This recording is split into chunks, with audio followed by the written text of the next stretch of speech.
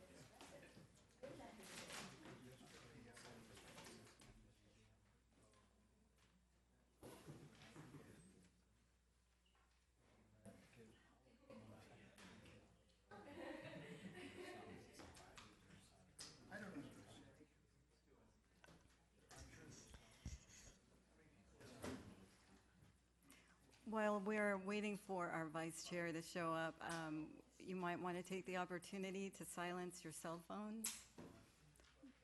It's always, you don't want to be that one person during the meeting when the cell phone goes off, so it's best to take care of it right now. So.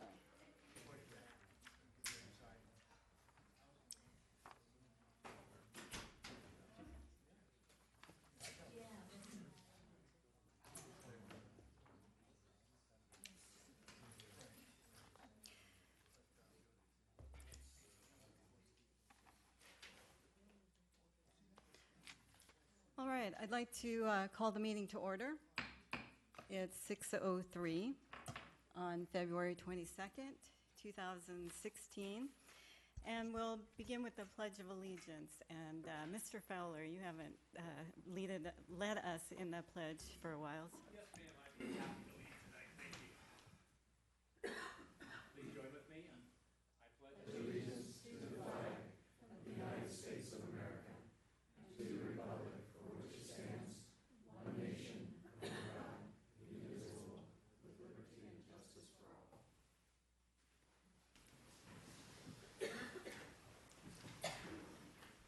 All right, next is roll call. Ms. Luna Reynosa, will you please assist us with roll call? Yes, please let the record reflect that all commissioners are present. Thank you. We'll move on to the approval of the minutes of the regular Planning Commission meeting of February 8th, 2016. Is there a discussion or a motion? Commissioner McCann. I move to approve the minutes of the prior meeting. Okay. I would second that. And the motion was made by Commissioner McCann and seconded by our Vice Chair Nelson. Please register your votes.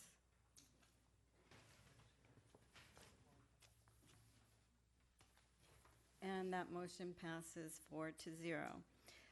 Next is the public comments portion of our agenda. Anyone wishing to address the Planning Commission during the public comment section or on an agenda item is asked to complete a request to speak form available at the door.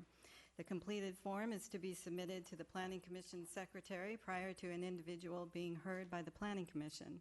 Any person wishing to address the Planning Commission on a subject other than those scheduled on the agenda is requested to do so at this time. In order to conduct a timely meeting, there will be a 3-minute time limit per person and an overall time limit of 15 minutes for the public comments portion of the agenda. State law prohibits the Planning Commission from taking any action on a specific item unless it appears on the posted agenda. Are there any requests to speak forms? Okay, thank you. We'll move on to the consent calendar, and there are no items on the consent calendar. So we have public hearings, item 2, for Coastal Development Permit, CDP 15-0013, to allow the demolition of an existing single-family dwelling and the construction of a new single-family dwelling on land located within a residential single-family, that's RSF 4, PRD 3 zoning district at 22512 Seaward Isle. Is there a staff report on item 2? Yes, at the applicant's request, we are recommending that the Planning Commission continue this item to a date certain of March 28th, 2016. Okay. Do we need to have a motion or ask for, open the? Yeah, we'll public need a comment? motion to open the public hearing and continue the item to March. Continue, it's been continued, so it's still open and to continue. It was continued prior? Yes. Okay, so, but we still will need a motion to continue it again, and we'll just let the record reflect that the public hearing is still open. Okay. And are there any requests to speak forms that we need to address for this item? No? Okay. So then do we have a motion? Commissioner Murphy? Thank you, Chairman. I will make a motion to continue this into the date of March 28th. All right. Commissioner Murphy has made a motion. Is there a second? Second. All right. And Commissioner McCann has seconded. Please register your votes. And that motion passes 4-0.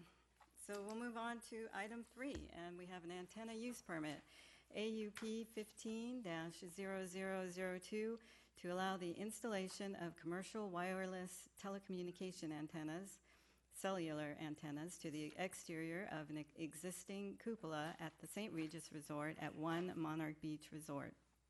Is there a staff report on item 3? Yes, Evan Langen will give the staff report for this item. Thank you. Thank you, and good evening, Commissioners. On your screens is the presentation for this item. As you mentioned, an antenna use permit to allow the placement of new cellular antennas at an existing hotel here in the city. That hotel is the St. Regis Resort, a well-known landmark here in the city, fronting Niguel Road, multi-hundred-room, multi-story structure built in the late 1990s. Some different images of the building. To our project, then, the proposal is to add 16 new cellular antennas to an existing cupola on top of a portion of that hotel. A few different views of that cupola. All of the antennas, well, let me give you some different images, different views of the structure, seen from nearby streets, different properties. And again, to add antennas to that cupola, that's our scope of work, as well as some accessory equipment to support those antennas. The antennas would be added, as I was saying, around the exterior of the cupola, housed within new enclosures, each one projecting about 20 inches, or a maximum, I should say, of 20 inches out from the exterior of the cupola. They would be completely enclosed and then made stealth, hidden from public view by masking it with new architecture, or an enclosure that's painted, stuccoed, trimmed to match the existing cupola around it. And then with fake windows or faux windows with laveurs all around on each of these projections. And so again, the antennas would be completely screened and hidden from view. There's no change proposed to the cupola's overall height, nor is there any change proposed to the roof of the structure. Again, these 4 projections are just simply mounted to the exterior of the cupola and again would project out about 20 inches. The accessory equipment, as I said, would be mounted, I can go back a couple of slides, placed at grade closer to Niguel Road, that's at the right of your screen here, behind an existing wall, and so again, as with the antennas themselves, screened from public view. And that accessory equipment consists of batteries, again, supporting equipment for the antennas themselves. So I'm going to go over some photo simulations. At the top of your screen, this is the current view of the cupola, and in the lower, you can see the projections with the fake laveurs mounted on the outside. So again, the overall form of the cupola stays exactly the same, and as I mentioned, the height would be unchanged. You simply have pop-outs at the around the 4 sides of the cupola. Some different views here again.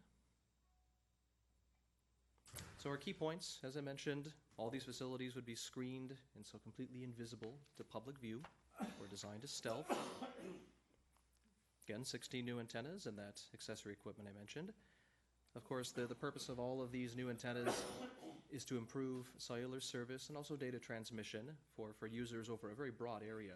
Those cupolas are roughly 60 to 70 feet above Niguel Road, and so the range, the radius of their coverage would be quite broad. And so certainly with their placement, there's a definite increase in service available to the public and to emergency providers. I haven't received any correspondence concerning the project. And so, as findings can be made to support the request, I should mention too, one caveat, as is required for antenna use permits, we take in a radio frequency report in which stipulates compliance with Federal Communication Commission emission maximums. And so the antennas are shown to meet all safety requirements, all federal requirements as relate to emissions. And so again, as findings can be made to support the request, staff's recommendation is to approve it as proposed. Thank you. Thank you for that. Do the commissioners have any questions for staff? Commissioner McCann? I just have a quick question. Will these new facilities only benefit or boost service for Verizon customers? Yes. Okay, thank you. Any questions? No? Okay, then I'll open the public hearing, and do we have any requests to speak forms?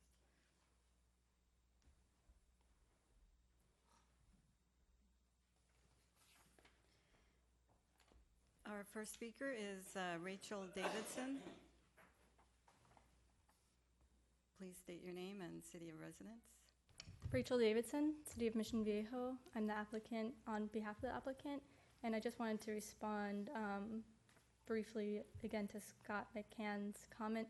It also does benefit anyone who dials 911. It's part of the E911 system, so it will be all of the Verizon users as well as anyone in the area who needs emergency services. And I'm here to answer any other questions if anyone in the public has questions, or the staff or commissioners. All right. Oh, thank you very much. Thank you. I'll close the public hearing and bring this back to the commissioners. Commissioner Murphy, would you like to start? No? Okay. Vice Chair. So I would have approved this at the last meeting. I know it got continued to address a couple issues, but given that it's a stealth location on an existing structure, I see no reason why we shouldn't approve this tonight. So I'm in full support. Commissioner McCann? Yeah, I concur. It's completely, a non-change aesthetically, so I'll be in support. Okay, I feel the same way. From when I first started on the Planning Commission, antennas have come a long way from, fake-looking Christmas trees to things that you don't even realize they're hidden inside certain structures. So it's, I'm glad to see improvement in that area. So I'm in support of this also. Would someone like to make a motion for this? May I? Yes, Vice So Chair. I would make a motion that we approve. Where is it at here? My apologies.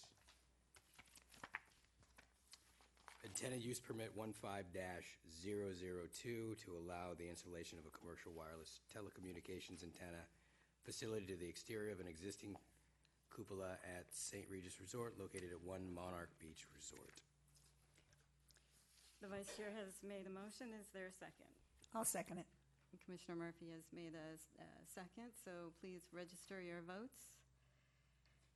And that motion passes 4-0. And moving right along, let me see, where are we? We are at item 4. Well, before I begin, I want to also say that I have a no clapping, no booing policy, and this is a business meeting. It's not reality TV. Well, maybe it is, but but we, it's a business meeting. We're going to respect each other, and so I will definitely start using my gavel if people get out of order. So let's begin with item 4 for a vesting tentative parcel map, VTPMP 15-0002. Coastal Development Permit CDP 14-0012, variance V14-0003, Site Development Permit SDP 14-0014, and Signed Program Permit SPP 16-0001 to allow the demolition of an existing commercial structure and the construction of a new 3-story mixed-use structure on land located within the city's Lantern District Town Center at 34175 Pacific Coast Highway. A vesting tentative parcel map is requested to merge 2 lots and to allow individual ownership of the project's commercial component. A variance is requested to allow for property ingress and egress to be taken from Pacific Coast Highway. And we also have a sign program permit being requested to allow the creation of a sign program for the property. Is there a staff report on item 4? Yes, and Mr. Langen has the honors again. Thank you, and hello again. It's my pleasure to present this project as it's been under my stewardship for about 1.5 years now, so it's undergone quite a bit of review, quite a number of revisions, quite a number of meetings, and then to bring this complete project to you as you're about to see. So the name of the project is PCH and Golden Lantern, and as you read just a moment ago, there's quite the list of entitlements that it requires. So you rattled them off, but I will go through them very quickly again and then explain each one in a bit more detail with my presentation. So the first is a vesting tentative parcel map, and that is to allow the the merger, I should say, of 2 lots. Or put another way, our subject project at the moment comprises 2 lots, and that map would merge those 2 into 1, and then to allow individual ownership of the 2 components of the project, the commercial component and the residential component. There are no condominiums proposed, no individual ownership of the individual residential units, and again, I'll talk about that in a bit more detail. Rather, the 2 blocks, the 2 components, as I said, of the project will be subdivided and owned individually. The coastal development permit is required, and that's simply for development, a new structure proposed in the coastal overlay, or otherwise known as the California Coastal Zone. That said, the properties are outside of the appeals jurisdiction of the Coastal Commission, and so whatever decision is come to tonight or in the future is not subject to appeal to that state agency. A site development permit is required, and it's something of a catch-all in our zoning code. That's simply for non-residential development proposed in excess of 2,000 square feet. Of course, that is the commercial component of the project. And then a sign program permit is proposed. 3 or more signs or wholesale redevelopment of a site triggers that entitlement. There are 18 signs proposed as part of our project tonight, and so again, triggers the need for that sign program permit. And finally, a variance is proposed, and that's to allow ingress, egress, or a driveway from Pacific Coast Highway. Our town center plan otherwise doesn't allow that particular design facet, but for reasons I'll explain in a bit, it is requested by the applicant, and so again, requires that variance. So to get your bearings, our subject property is located at the corner of Pacific Coast Highway and Golden Lantern within the city's Lantern District or Town Center. Development there, of course, is subject to standards in the Town Center plan. And our current site, or the site, is currently developed with a multi-story commercial building, the largest tenant in which would be Union Bank. Our scope of work would see that project demolished, that building demolished, and the new structure that I'll describe constructed in its place. So then to get to the site plan, this is the proposed footprint of our new building. The broad strokes of that structure, it's proposed to be 3 stories and to comprise roughly 46,000 square feet. About 36,500 square feet of that would be comprised of residential development, split among 39 individual units, with the commercial component comprising about 6,900 square feet and divided among 3 different suites. To very quickly walk through some of the standards of the Town Center plan, of course, there are setbacks required from most property lines. The first is from Pacific Coast Highway. That's, of course, at the right of your screen here. Here, the setback is in the form of an easement, a 10-foot dedication that will one day be utilized for right-of-way purposes, for new sidewalks, widened streets, and so forth. But it has the effect of being a 10-foot setback for the building itself, and that's at the lowest level of the structure. Side yards, depending on what that side yard faces, there is either a 0 setback or a 5-foot setback. In the case of our project, up to 5 feet has been proposed for both sides.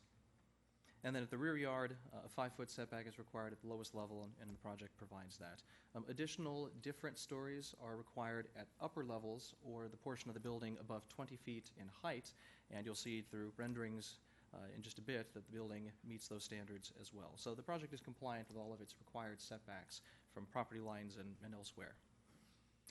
So the floor plan, what I'll do, I'll walk through each level, again, very quickly, of the project, going down through its multi-level subterranean parking structure, and that is the proposal, a 3-level subterranean parking structure, and then the 3 stories above. At the moment, you're looking at the ground level, or street level, of the project.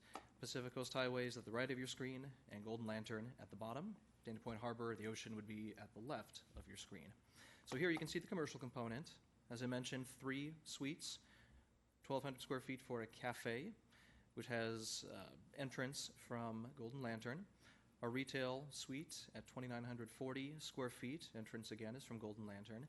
And then finally a restaurant, 2,760 square feet, and with entrance from Pacific Coast Highway. The 2 vehicular entries are from Pacific Coast Highway, as I mentioned before, and then another from San Juan Avenue at the left of your screen. Vehicles entering from either of those 2 streets will find parking on the inside, 12 spaces here, and all of it dedicated for commercial use, of course, along with lobbies for the residential units above. That's the yellow box at the left. From that lobby, you'd access an elevator, which would take you up to the residences above.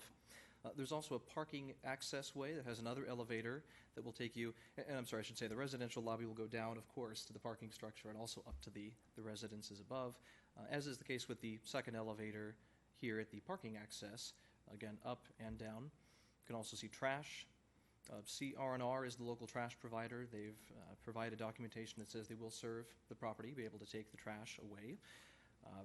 There are, planter areas and, of course, dining areas for our restaurant and cafe. Those are the little blue boxes here, along with new landscaping and so forth. So then going down a level, in fact, let me go back one step. So if your vehicle, or if you entered from either of those 2 entryways, here's the ramp that will lead down to the lower level of the parking structure. So you'd swirl down, and denoted by the arrow here. Here you're still at commercial parking, and the demarcation line for that would be a gate illustrated here. So all of the parking at that first level we just looked at, and then all the spaces used here, this is all dedicated exclusively for use by the commercial component of the project. If you continue down, 2 accessible spaces here, and then continue to swirl down to the next level and around, and it continues on. Again, the lower 2 levels, those are dedicated exclusively for residential, and as I said, they're separated from the commercial by a electric gate. So then we're showing this in section, I should say, these 3 subterranean levels of parking, and you can see the commercial component with, in this section, 2 levels of residential above. San Juan would be at the left, and Pacific Coast Highway at the right of your screen. So then I'll go in the other direction, up the building. This is the level just above the ground level that you looked at that showed the commercial suites. The blue boxes, those are your commercial suites again. And then this level, it's a split floor plan when you look at it this way, hence the shaded blue boxes here.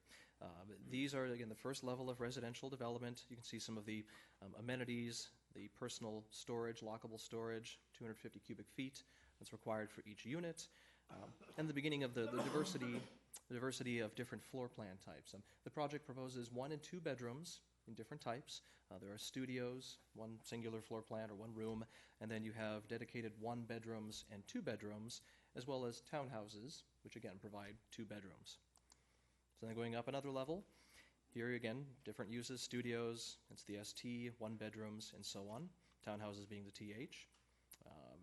And at this level, you can see the courtyard or pedestrian throughway through the property. So Golden Lantern at the bottom of your screen. This is all that throughway and also a couple of viewing decks. Access is provided for pedestrians from Golden Lantern via a staircase here. It leads up, of course, gated, controlled access for residents only. And then again, you have these decks, and I'll show you a rendering in just a moment that illustrates what this courtyard or throughway would look like. And then finally, the top level, 3rd floor of the building, and just showing more of the units, more of the unit mix. So here's that courtyard. If you saw just a moment ago what it would look like from the interior. Of note here, this is a stairway that provides access to the roof. There's no roof deck proposed. There are only simply the roof and where mechanical equipment, HVAC equipment specifically is proposed. This stairway, in addition to providing access to the upper levels of the units, the residential units, also provides access to the roof. It does project above the height of the building by about 4.5 feet when you measure it according to the town center plan. But otherwise, that's its whole purpose, for the roof anyway, is simply to provide access to the roof and for maintenance purposes. So elevations, I mentioned the height. The building is compliant with the 40-foot height limit from PCH. For the 40-foot height limit for the town center. You measure that from the center line of the sidewalk at the front property line. And in the case of our property, that is Pacific Coast Highway. So the center line of the sidewalk at PCH, that's your starting point or baseline, and from there you measure up to the maximum allowed 40 feet, and the project meets that requirement. The only projections above that height, there is the stairway I mentioned just a moment ago, and then also screening for the air conditioning condensers. The town center plan allows you 36 inches of projection above the height, maximum height that is, by right, and that's all that's proposed, 36 inches. 42 inches, 42 inches, pardon me. Different elevation views. Give you your bearings, this of course is Pacific Coast Highway. At the bottom, Golden Lantern. And the west elevation, this would be the adjacent property, or Peking Dragon is the current restaurant that's there. This would be the view if you're standing on their property looking at our subject property. And then finally San Juan at the back. So a bit more illustrative then, or more telling, the renderings of the building. This is the projected view at the intersection of San Juan and Golden Lantern. You can see our cafe at the corner, and the restaurant would be at the right. Parking structure entrance from San Juan at the left, and of course residential units. This is the deck I mentioned, viewing deck for residents, and their access would be via these stairs here. A view from PCH and Golden Lantern, the restaurant at the corner, and then Golden Lantern Street, looking, let's see, the harbor and the ocean would be to the left of your screen. The cafe, again, is at the left. So the building, as you could see from the renderings, very modern, uses a variety of different materials, all of them inspired by local Dana Point or by coastal development. You can see a stone, blues, and nautical themed colors, but all of very high quality. That's all a requirement of the town center, that whatever architectural style that is chosen, that it be faithful to that style, and that it use only quality materials. To be clear, our town center plan doesn't require a certain architectural theme or style. Again, only that whichever you pick, that you're faithful to that style and utilize high quality materials in its construction. So back for a moment to the stairway I mentioned, the pedestrian access to the deck, and then the stairway leading to the roof. At the middle of your screen, these are the metal coils that would comprise those two elements of the building. So just interesting detail. So then on to the sign program. I mentioned at the beginning there are 18 signs that are proposed for the building, scattered all throughout the facade. The purpose of a sign program, of course, is to memorialize the standards for signage on a property. It's forever standard unless it's modified, so it runs with the land. It prescribes location, height, lighting, materials, etc. for signage proposed. For our subject project, there really are two major types of signs that are proposed. The facade-mounted signs, and I'll show you a section and details on those, and then projecting signs or blade signs. And so you have direct viewage, and then, of course, signs that project so you can catch pedestrian or vehicular traffic moving down streets. The sizes of those signs more or less mirror our zoning code. So our zoning code has a roughly 1-to-1 ratio when it comes to the size of signs. So if you have 61 linear feet, that is, of frontage for a suite, you get 61 square feet of signage. And so you can see, as an example, 61 here, you get 61 square feet of signage, and then smaller projecting signs. Show you different views of those. This is our Golden Lantern view. Again, you can see the facade-mounted signs, and I'll show you, again, a detail of the projecting signs. A variety of lighting types, variety of materials, though mostly aluminum. Some are halo illuminated, some are internally illuminated and a bit different, or traditional can signs, etc. And again, here's that variety. Projecting signage for parking, for a proposed restaurant. The majority of the retail and the cafes, their signage will be mounted on these brackets. And you can see the section here. Bracket mounted to the wall, and then the sign will be mounted atop that bracket. The benefit of that design is that as tenants come and go from these suites, you don't need to pop off signs from walls and then patch over a multitude of different holes. So the bracket would remain, and you could simply remove, in this case, Ocean's Coffee, and put a new one on top of the bracket. So making for a cleaner building, not so much maintenance and repair. So then on to findings and project compliance. The most notable of those is the variance, although I should say all findings can be made for all of the many entitlements that the project requires, including the variance. But to speak to that specifically, our town center plan, as I said earlier, doesn't allow driveways along PCH or, if you had frontage, on Del Prado. Now that said, there are some unique circumstances that apply to this property. As an alternative to that PCH or Del Prado entry, you are allowed to put a driveway onto side streets. Now, in the case of our subject property, the only side street they have is Golden Lantern. The rear of the property is San Juan. So a driveway would be allowed by right on Golden Lantern. That said, that's a very busy street, as anyone who's driven it knows, and in fact it descends downward toward the harbor, so leading to greater speeds and just a higher volume of traffic in general. So an encroachment permit would be required for any driveway, be placed from the right-of-way or connected from the right-of-way. And because of those unique traffic circumstances, because of the volume, because of the speed of traffic, it was really seen by the city, by all of us, that it would be an interruption to circulation there. It might cause interruptions to pedestrian circulation, possibly create a safety hazard, and so it just wasn't an appropriate place to go. And so an encroachment permit could not be issued in that location. So where that is an allowance for other properties, it's going to be denied to this property. Moreover, I should add too, there's an existing bus stop here, roughly here, and so placing a driveway anywhere in that vicinity would require movement of the bus stop, and regardless of where that bus stop wound up going, again, it could cause or have the potential to cause interruption to use of that bus stop. So again, it's a place it could go, but it can't go because of the unique circumstances of the property, and so again, the property is denied a privilege enjoyed by others in the vicinity. So, moreover, the goal of the town center plan along PCH and along Del Prado is to see continuous store frontage, to create a pedestrian-focused experience. And so ultimately, that driveway should go away. Again, the goal is to see continuous storefront, continuous development that will encourage walking, encourage pedestrian activity. But for the moment, the town center hasn't been built out, hasn't been fully established.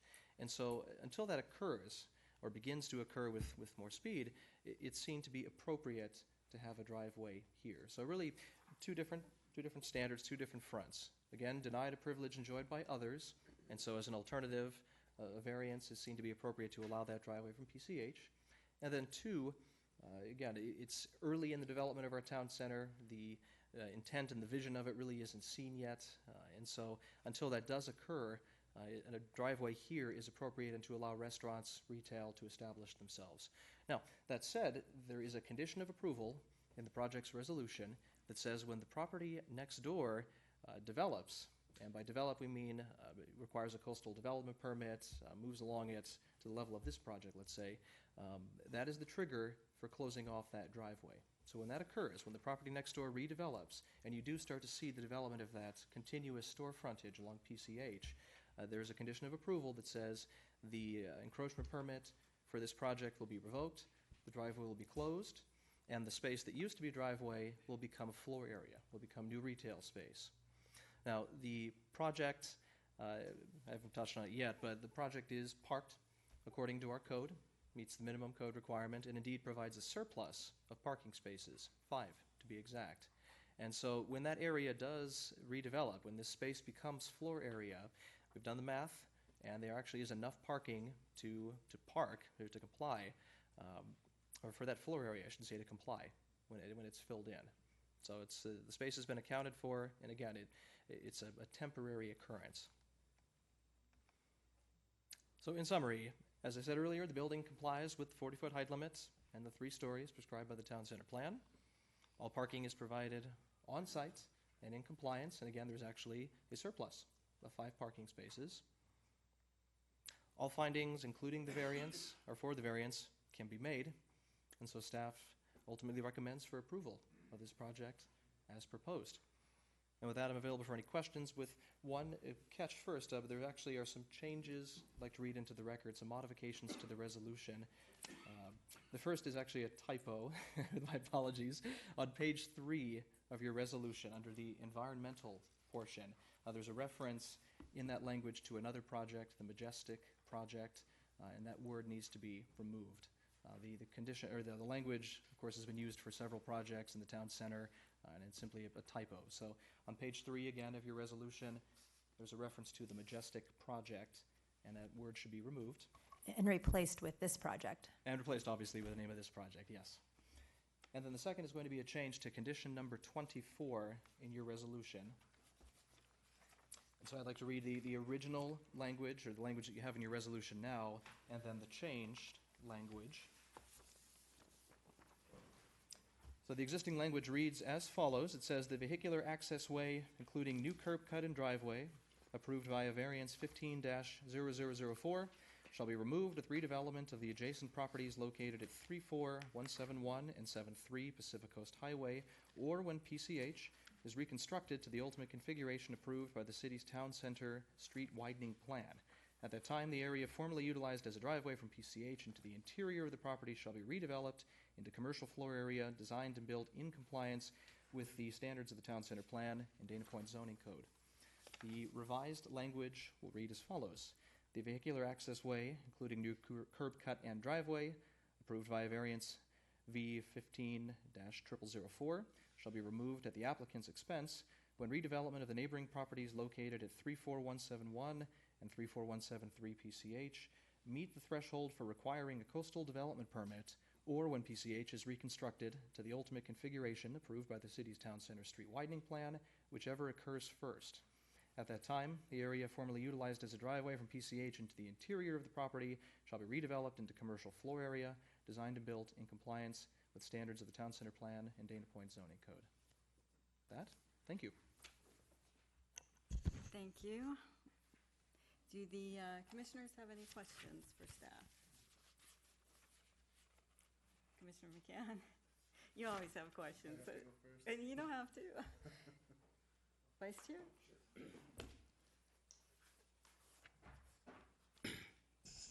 Thank you, Chairwoman O'Connor. A couple questions for you, Evan.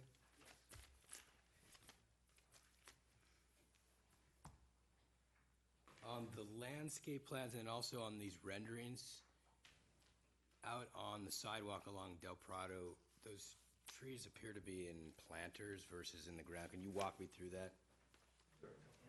To clarify on Golden Lantern, I'm sorry, Golden Lantern, yes. your plan shows palm trees, and the reason they're in planter boxes is that there's quite a bit of infrastructure under the right-of-way, under the sidewalk and in the street around Golden Lantern.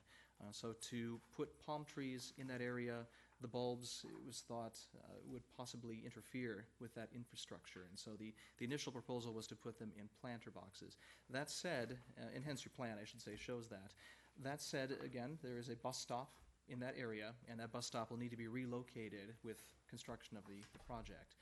The relocation of that bus stop means that at least one, if not two or more, palm trees would need to be moved, and as illustrated in your plan there, or different from your plan.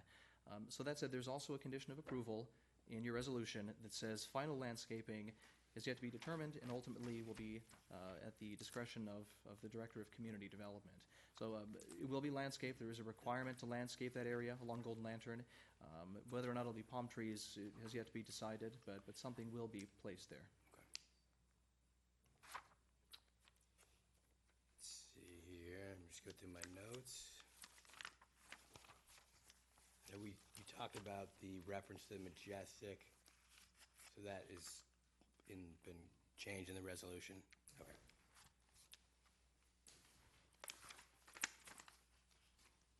I think that is my only questions for now. Thank you. Commissioner Murphy?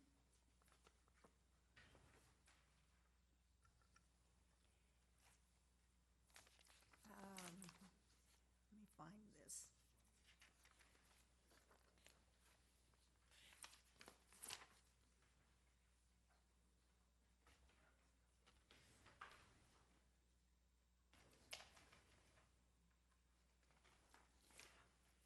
One of my questions has to do with the number of allotted parking spots. I mean, obviously, parking is of issue in Dana Point. And there are 39 units, and I believe there was noted 43 allotted parking spots for the tenants, for those who live there. I did see in some of the documents some mention of 10 more parking spots. Am I wrong? Or I might have gotten Forgive me, that is a- confused with the commercial versus the, You reference to the surplus number of parking spaces, Yes. that is another typo, unfortunately. The staff report states that there are 9 surplus parking spaces when in fact it's 5. The chart that's in your staff report, and that's on page... let's 8. see, Page 8 correctly shows the surplus and correctly calculates parking, of course, but the written reference on that same page, again, incorrectly states the surplus is 9 when in fact it's 5. do you know what the thinking was behind those numbers with 39 units? Granted, they range from studio to 1-bedroom to 2-bedroom and then to the townhomes. If every unit, there are 2 drivers who want to park 2 cars, what then is the procedure? The parking ratios account for visitor or guest parking as well. So it's not a one-to-one ratio. So for a 1-bedroom unit, the parking ratio is 1.7 parking spaces. For a 2-bedroom unit, that ratio jumps to 2.2. And so, again, the ratio accounts not just for parking for the unit, but also for visitor and guest parking. So if that weren't the case, if that weren't the way our zoning code were drafted, the number of spaces would actually be much less, of course. So that total number of allocated spaces is not simply to serve those units in their bedrooms, but also for guest parking, visitor parking as well. And just to add on, those are standards in the Dana Point zoning code. So they are calculated pursuant to the current code, and the 1.7 and the 2.2 comes directly from the code. I wanted to be clear on that. These were not arbitrary numbers. Oh, no. They're- They're according to the Dana There Point is a zoning source for Yes. these numbers. Yes. Also, if you look at the chart on page 8, it is showing that there's a total of 65 stalls provided, 65 residential parking stalls for the 39 units. Okay, So I just wanted to make that clarification. which still does not add up to 2 per unit. Correct. Our code doesn't require that for 1-bedrooms and studios. It's Yeah. 1.7. Okay. Right. Just to clarify, the number of studios in the mix, one is dictated by the town center plan. There's a maximum number that can be provided. But as a portion of the total number of 39 units, it's actually a very small number. So hence the perhaps seemingly lesser amount of parking. But again, the parking ratio is less for 1-bedrooms or studios, and those make up a small number, make up a portion of the mix in the building. How many studios are there total? There are 7. Yeah. So you realize the studios are roughly a little over 400 square feet. So Yes. typically, you're probably not going to have 2 cars in those units. But possible if Possible. people are but- friendly.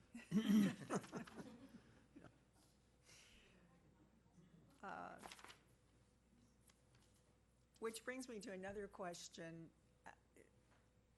How's it going to be determined? I know it looks like it's by level, but the commercial parking, if I'm not correct, is on one level, and then the ownership parking is down on another level. Is that correct? That's correct, yes. Yeah, the last 2 levels are exclusively residential parking. A portion then of the second and then the grade level or ground level is commercial. So you're not anticipating any overflow of parking from the ownership, from the condos? Well, they're separated by a gate, number one. There's an electric gate. That's the demarcation line between the residential and the commercial. So residents are the only ones who would have access to those lower portions. I should also say that the 5 surplus units, they were allocated to the commercial component. So there's actually the commercial side of the project is overparked whereas again, the residential portion is parked to the space, to the number required by code, and then the commercial component again is overparked by 5, both separated by a gate from one another. How does it look in terms of, for the restaurants and the stores that are there, that are being served in the development? Is there a possibility there might be overflow parking on San Juan, which we know has parking slots, but there aren't a great number of those, and there are businesses running along the ocean side of San Juan? It's not something we analyze or can assume. I'm sure that the future, restaurant owners and business owners are hoping that it'll spill over, but for the moment, that's public parking, but it's not something we analyze. Yeah, we simply park the project according to the zoning code ratios. Okay. And it meets those standards. So it's code-driven, Correct. basically? Yes. All right. That's all I have for right now. Thank you. Commissioner McCann? So, forgive me in advance, I have several questions. I want to confirm, what is the variance number that we're approving? Because there's a couple different references in different spots. It's variance V 14-0003. Okay. Okay, so we're adding palm trees along Golden Lantern. It kind of, if you look at the landscape plans, then I'm wondering if there's any opportunity to add on the PCH side to kind of break up the facade, or was that considered? Was it considered? Well, I should say, as an umbrella, a final landscaping plan is going to be required for the project once it gets to the plan check or building permit stage. And as I mentioned earlier, Golden Lantern, the landscaping there hasn't yet been determined. Maybe palm trees, it may wind up being something else, but it will be landscaped. Are there opportunities? I'm sure, yeah. It's public right-of-way, so it'd be subject to Public Works and Planning Division approval, but if there's space for it, it's something we could certainly look at, and it would be included in their final landscaping plan. Okay, and that's just, the final landscape plan just goes to staff, right? Correct, Not yes. back to us, okay. Do we know the square footage of the future commercial space? Again, the floor area was, well, let's see, 1,100 square feet is the short answer. Okay. So yes, we did the math, yes, to see how many Okay. parking spaces would be required, how much area makes up the driveway, and then ultimately what a pad would look like there, what a suite would look like. So Will the entitlements that they get, if we grant them, include that future space, or would they have to come back at some future point for that space? would it include? Yeah, I think that would be essentially a substantial conformance issue, and I think it would have to be approved by the director, but wouldn't necessarily have to come back to the planning commission unless that's something the commission desired. Okay, thank you. No, personally, I'd like to see it all just swept up into one approval. Do we know the metal coils, do we know what they'll be made out of? Well, metal, of course, but I think I defer to the architect or the applicant, who is here, of course, and probably could speak to that in more detail than I could. So maybe they can answer that if they get up and speak, and specifically, I'd love to hear how corrosion resistant they are.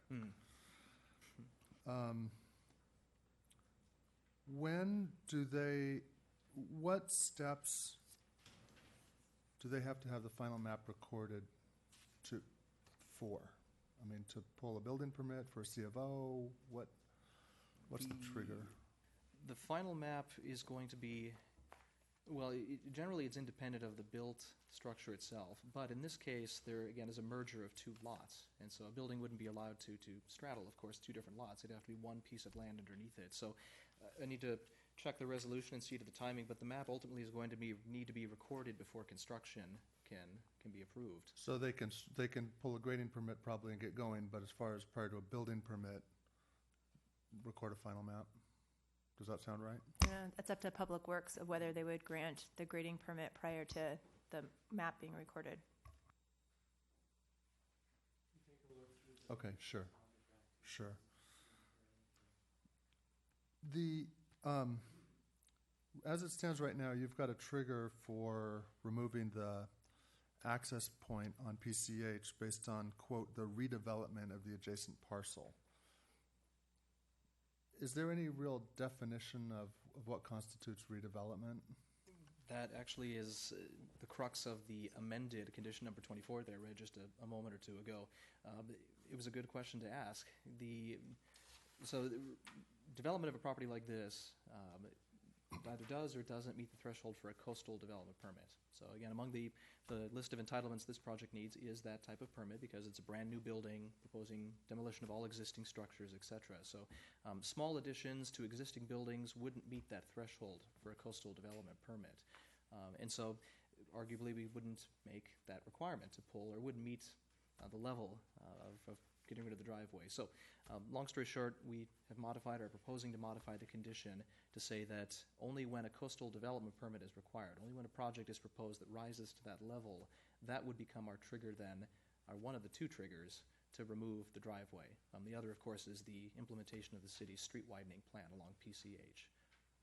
Okay, so unless I missed it while you read it, what I've got here as the email with revision doesn't reference subject to a coastal development permit application. No, it doesn't. Actually, we've modified that condition twice. The memo that you have in your hand and was sent to you this morning had one proposed revision. The revision I read just a few minutes ago, that is the latest iteration. Okay. And you Why don't don't you have a copy reread? of that. Why don't you reread it, Evan? Sure. Not the current language. Just the focus on proposed. that one about the CDP part. So our proposed language, our final language for number 24 then is the vehicular access way, including new curb cut and driveway, approved via variance 15-0004, shall be removed at the applicant's expense when redevelopment of the neighboring properties located at 34171 and 73 Pacific Coast Highway meet the threshold for requiring a coastal development permit, or when PCH is reconstructed to the ultimate configuration approved by the city's town center street widening plan, whichever occurs first.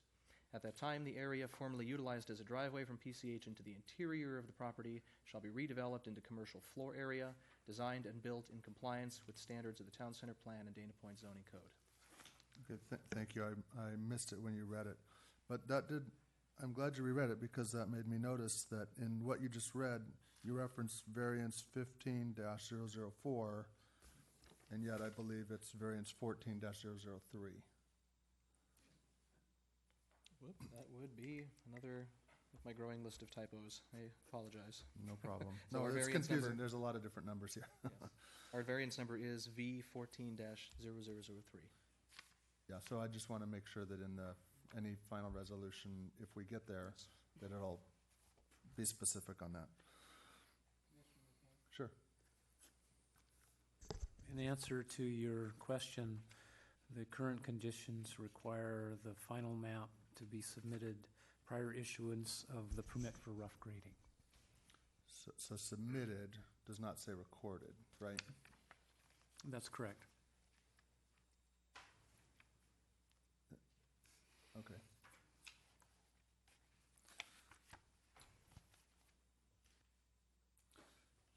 On condition 27, it references applicant shall provide written approval from OCTA regarding final relocation for the existing transit stop. Do we know if it's been, does that just mean kind of final selected location wherever they choose to put it, up and down? Okay. On condition 36, first bullet point, it says that prohibit any amendment to the CC&Rs, blah, blah, blah, last line, at any time prior to or preceding recordation of the final map. Are we wanting to say before or after? Kind of like prior to or post?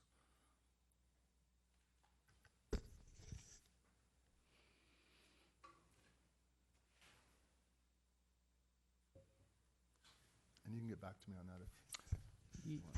No, I believe the wording is prior to or preceding, meaning before. Right, but they say the same thing, prior to or preceding. Right. But what about if they want to change the CC&Rs after they're recording the final map? Don't they still, shouldn't they still have to come back to the city and talk Yes. about that? Mm-hmm. That's correct. Okay. So would it be better worded to say prior to or after recordation? Let me take a look and read it more carefully. Okay, and I'll sure. get back to Yeah, you. I didn't mean to put you on the spot.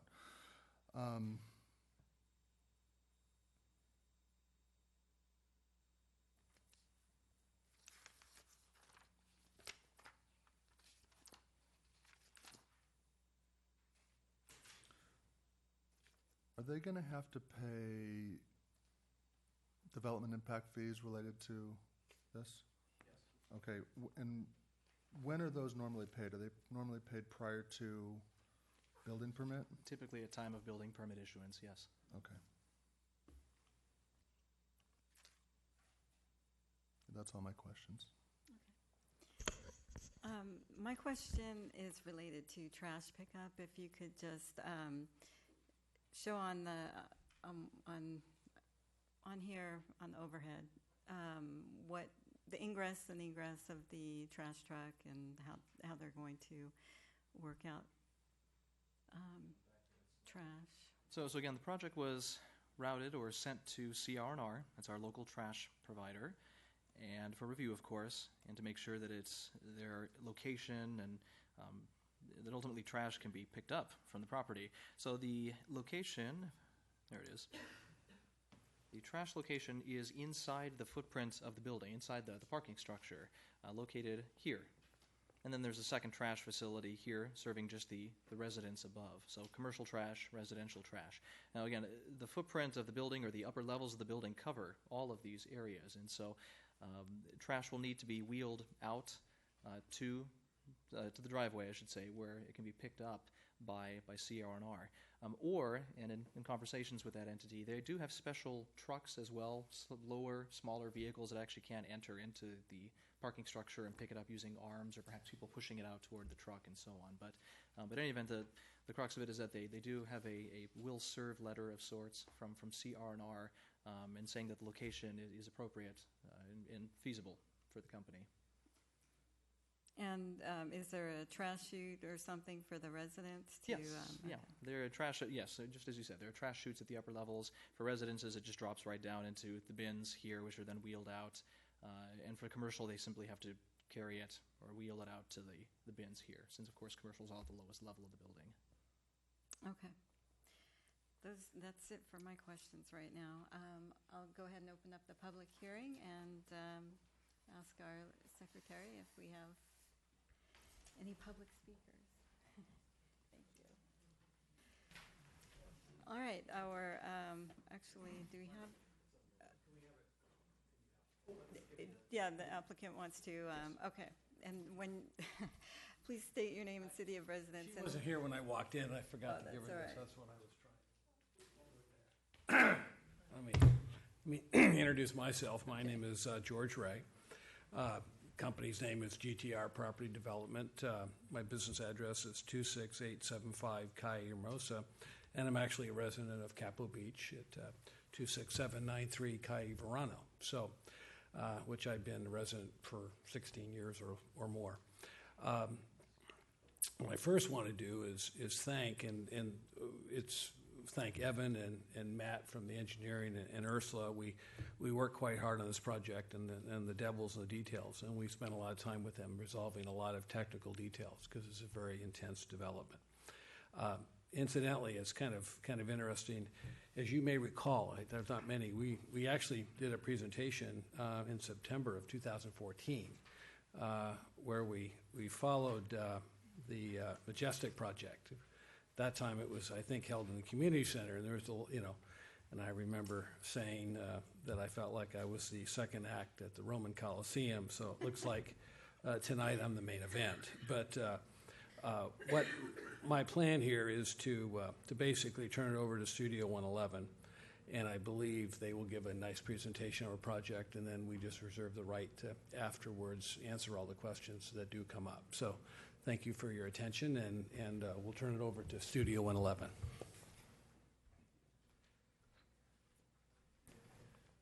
Good evening. My name is Michael Bond. I'm a senior principal with Studio 111. Studio 111 is an architecture, landscape, and urban design firm. The work that you see today was done by both the architects in our office and our landscape architects. We do have a really brief fly-through to help you perhaps further understand the building and how it sits in its context. If you'd like to start with that, that would be great.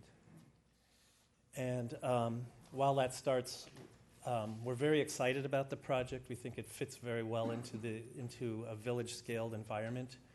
And as you look at the fly-through, we do not recommend you do this by car or by foot. This is strictly just for you to understand the building, and so there'll be some crossings over the median. This is heading up PCH northward. You can see the proposed project diagonally at the intersection of Golden Lantern and PCH. Basically, there is a one-story retail base along the entire site, and then we've taken the housing up above, which is 2 floors, and divided it into 3 buildings. To the right is what we call the Fantastic Four, which are the townhomes. At this corner, we chose not to build housing up above, but to have a public open space for the residents so that they can barbecue, enjoy the views looking south on Golden Lantern. And this is as you walk through the courtyard. So the open spaces to the right. This is the passage or paseo that leads you to the other courtyard that looks eastward. It's a very lush passage. It has private patios, porches, entrances to units. The Fantastic Four on the right side. As you come through here to the right is a view eastward with another little private residential court to enjoy the view. And then as you're heading northbound on Golden Lantern, you can see the development on the left-hand side. Again, the buildings step down at the corner so that we don't overwhelm this corner of San Juan and Golden Lantern.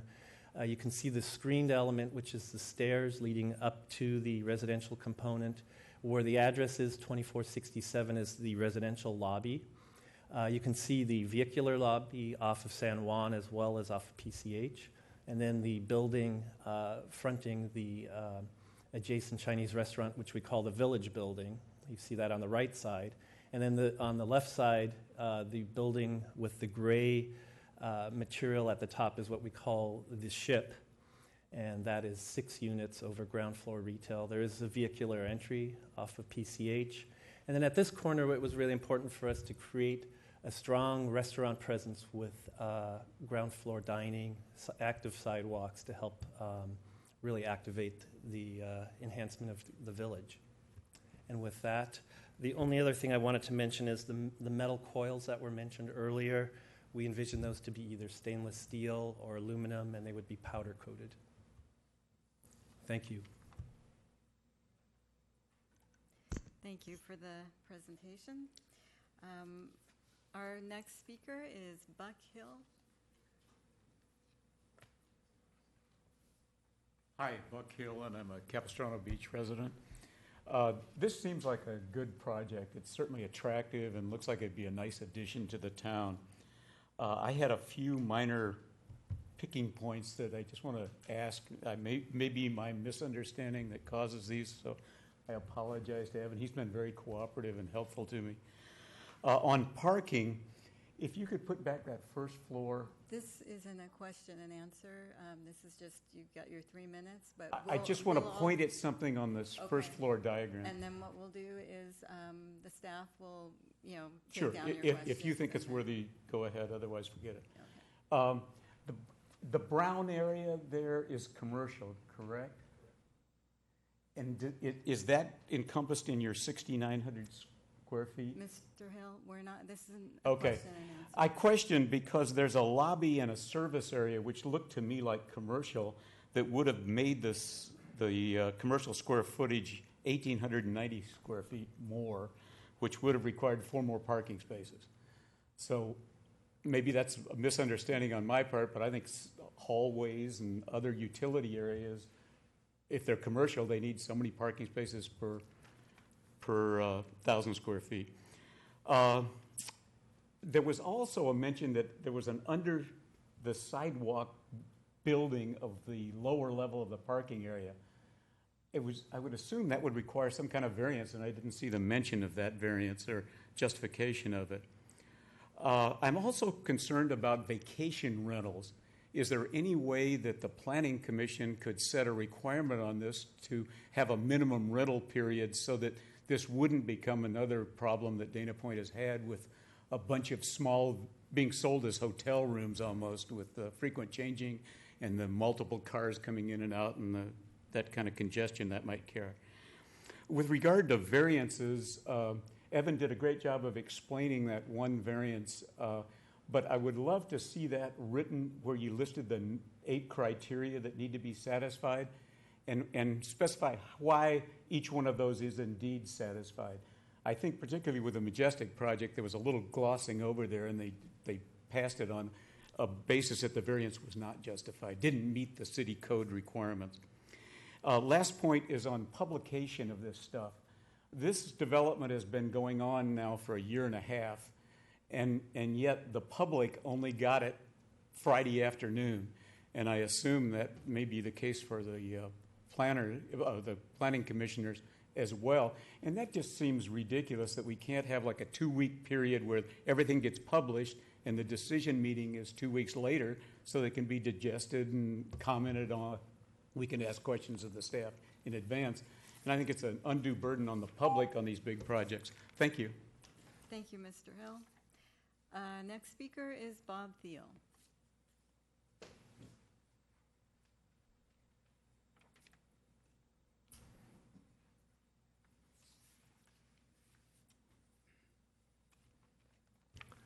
Good evening, Planning Commissioners and Chairwoman O'Connor. My name is Bob Thiel. I'm a resident of Dana Point, and good evening, staff. I'm here for 2 reasons. First, I'm in favor of the project, and I urge the Planning Commission to approve it. Second, I want to comment on the reality of this project ever getting out of the ground. It's fatally flawed. As a new development, it is required by the city parking regulations to construct on-site 3 levels of subterranean parking. After an approval tonight, the next phase will be the preparation of structural engineering and construction drawings and cost estimating. Then there's the reality that the cost of the parking renders the project economically unfeasible. I know the numbers here, and the capital pumped into the ground will result in a negative return on investment, and the project will be scrubbed. And so it goes with other projects that are burdened with the existing parking regulations. A case in point is the Advent Group's mixed-use project at the southeast corner of Del Prado and Violet Lantern that was approved in December 2013. That's the project that has the green fence around it on Del Prado. The project met all the development standards of the town center specific plan and was approved unanimously by the Planning Commission. To satisfy the existing zoning code parking requirements, the project was designed with 2 1/2 levels of underground and structured parking. This feature of the project has proved to be a significant cost burden to the owner. The Advent Group is well capitalized and experienced in development finance with multiple successful projects. Despite this, the economic burden from excessive parking requirements has not allowed this project to move into the construction phase. Now, about a year ago or so, the City Council adopted changes to the parking regulations and a parking management program that was then sent on to the Coastal Commission, where it's stuck right now. And that action by the city and those documents were a solution to the excessive parking problems, to the excessive parking regulations. So here's my point. The 2015 Town Center Initiative throws out the city's effort to remove excessive parking regulations, throws out the parking management plan, and retains the existing excessive parking regulations and undermines the viability of the town center. It's a no-growth initiative disguised as a responsible development initiative. I expect this fine project by the Charles Company will meet the same fate as the Advent project if the 2015 Town Center Initiative is not defeated. Thanks. Thank you. Next speaker is Richard Price.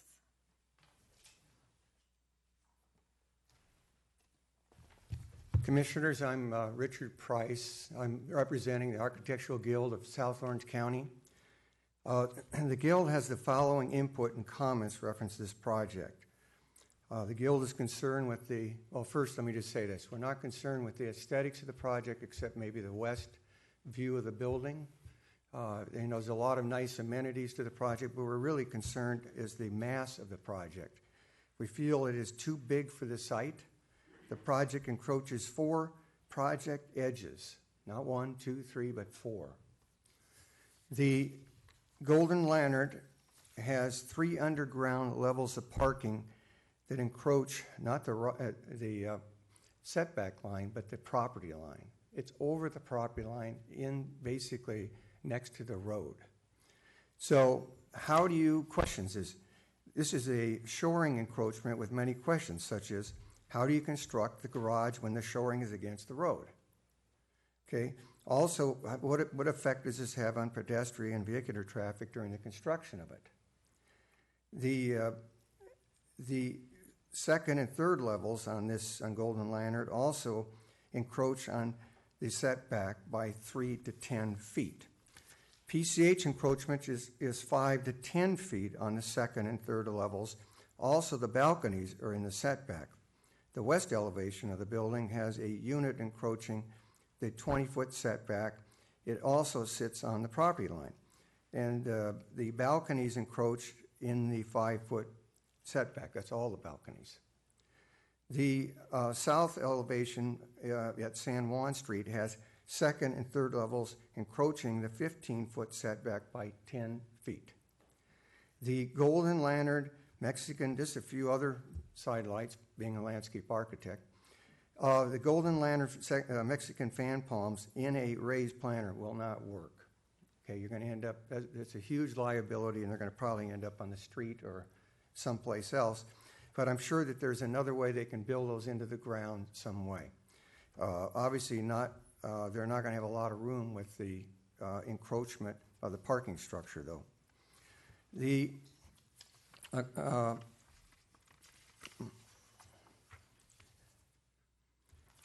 As far as the parking, I'm not going to really, I don't fully understand it other than the quantities, well, so much. You still have 30 seconds. Okay.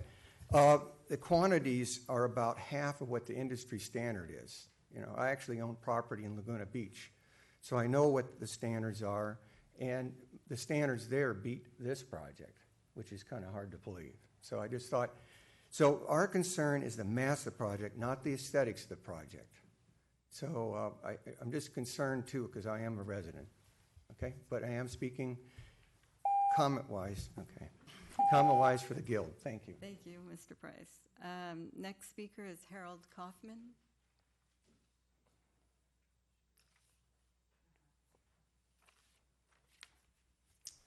Madam Chairman, Commissioners, let me say from the outset, I'm Harold Kaufman, I live in Dana Point. Let me say from the outset that I'm in favor of this project. For the most part, it comports with what has always been the vision for the town center of a, to quote your staff report, pedestrian-focused environment. The fly-through video presents a quality project that will be a great improvement to this very important corner of the Lantern District. I do, however, have a major problem with the variance being requested. The intention of the town center plan was and is to promote a pedestrian-friendly environment, and has always anticipated that the driveways located on PCH and Del Prado will be closed off. The staff report suggests you allow the variance because the project is denied an entrance from the side street as per the code. The provision for access from the side street is meant for property that does not have any other access except for PCH and Del Prado. This project and all of the other properties along this side of PCH on this block have vehicular access from San Juan Avenue. In fact, all of the properties on each of the corners in the entire Lantern District have access either from San Juan Avenue or from an alley that runs behind the property. Therefore, no access needs to be provided from the side street anywhere in the Lantern District. Thus, the removal of a driveway option in this area does not deny the project from a privilege enjoyed by any other properties in the vicinity, and therefore does not create a unique hardship to the subject property. It then follows that all of the findings suggested by staff are not correct and they should be rejected. The staff report actually contradicts itself by saying that a variance is needed because of the bus stop and the traffic on Golden Lantern. But in the conditions of approval, specifically condition 24, it says that the vehicular access way will be removed when the other projects are developed or the street is widened. But when either of these things happen, we're still going to have the traffic on Golden Lantern, and we're still going to have the bus stop on Golden Lantern. So we really haven't removed the reasons that the staff is saying we should allow the variance in the first place. There's no reason to grant the variance. It ruins the entire philosophy and the culture of what we're trying to do in town center. Pedestrian-oriented, get rid of the driveways. There's adequate ingress and egress on San Juan Avenue. There's provision for adequate signage to point to the ingress and egress. And I need to make one other point. Getting rid of this curb cut is also safer. Making a right turn into a business off of PCH is dangerous. Just ask the owner of the UPS store who's repairing his corner because somebody pushed the car into the corner of his building while they were turning right into their driveway. So eliminating curb cuts on PCH is actually safer than leaving the curb cuts there. I ask you to approve the project, but please deny the variance. Thank you. Thank you, Mr. Kaufman. I will close the public hearing and bring it back to the commissioners for comments or questions of staff if you have any additional. If not, I'll ask a few questions.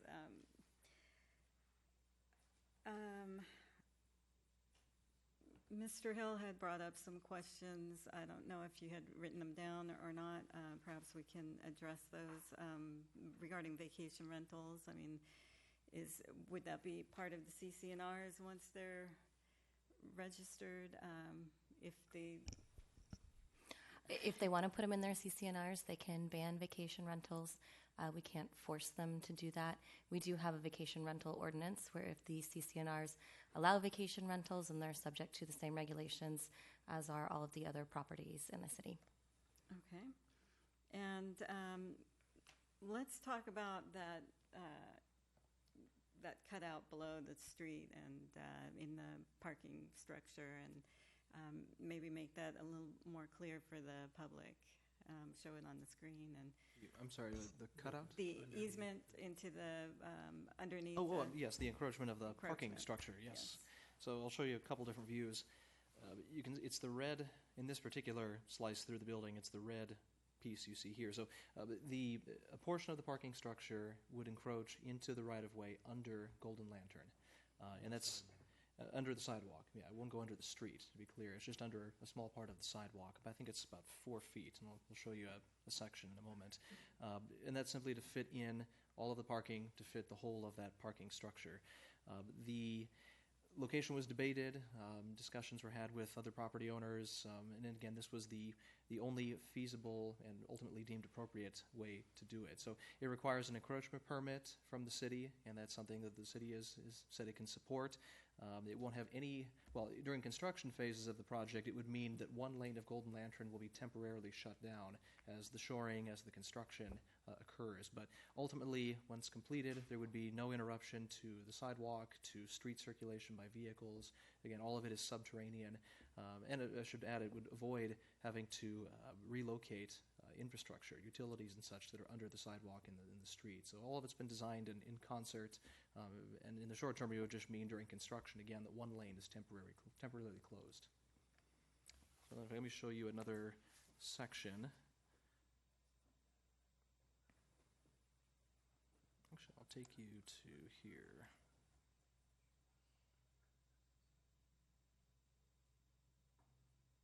Okay, let's see if I can. So in this section, pardon me.